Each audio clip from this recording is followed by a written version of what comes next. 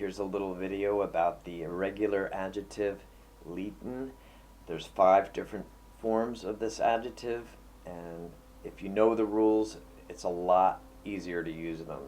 Okay, the first 3 are affected by gender. So Liten, Lykke, or Lytte, they depend on what gender the noun is. Lilla is used in the bestemt form, or the definite form, which basically means you're saying the, whatever the noun is, instead of or an. And the last one, wait a minute, there's actually another, the singular possessive actually uses lilla too. So, but I'll explain and I'll give examples of each one so it's a little clearer. The last one is flertal, so if you have more than one of something and you want to say they're small, you use små. Okay, so, and Liten hun. Hun is a masculine noun, so there you go, straightforward. Bindu is an et noun or neuter, so that's the same thing, straightforward. Okay, yenta is an a noun, and you may hear some people or read people using n as the article for yenta, or replacing all the a articles, and that's fine. I mean, it's still correct, but if you're a student and you're taking A1 or A2 tests here in Norway, they want to know that you know about this, so you really should know if you're a student and you plan on taking those exams. Otherwise, it's kind of cool to know that they are interchangeable.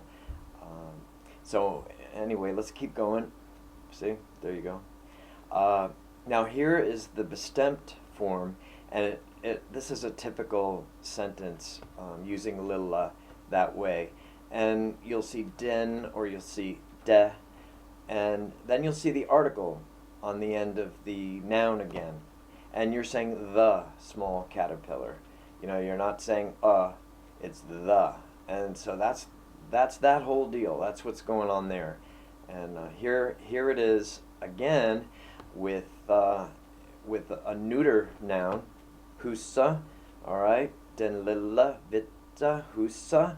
Okay, and it's the same deal. Everything is being affected by in this sentence by the article, but it's also bestemt. So you have 2 things going on at the same time. And just understanding this in the beginning, if you're just starting out learning Norwegian, it's kind of cool because you won't wonder what is lilla. Whatever. It's really just another form of the same adjective. So that's all that's going on there. Now the other time you'll see lilla is if it's possessive. Okay, if it's hennes lilla hytte, then you'll see lilla. It's not hennes lite hytte or liten. It's lilla, and so look for it like Hans, hennes. That's where you'll see lilla again. And I guess out of all of them, lilla is the tricky one. And so, but it's really not that tricky if you know the rules for it, and then you see it written or you hear somebody say it and you catch the fact that it's being used that way. It reinforces it, and you kind of know the rule, and it's good. It's better than not knowing. Believe me, people appreciate when you use the right form of this, even though they will understand. I mean, especially if you're just starting out. And the last one, små, is if you have very simply 2 or more of the same thing, and you want to say they're small. That's a pretty easy rule, and it should help you, hopefully.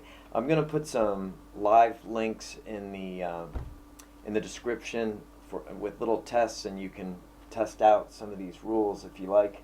And here's some other sites. This is where I did a little bit of my cross-referencing. I always like to do that for these videos. I think it's a good idea. And I always say too, and I always, even when I was taking my Norse course, I would always ask two or three other people or look it up just to make sure that the information was correct, you know. And as a student, I think that's a very good idea. So I hope this helps you out, and until next time, ha det bra.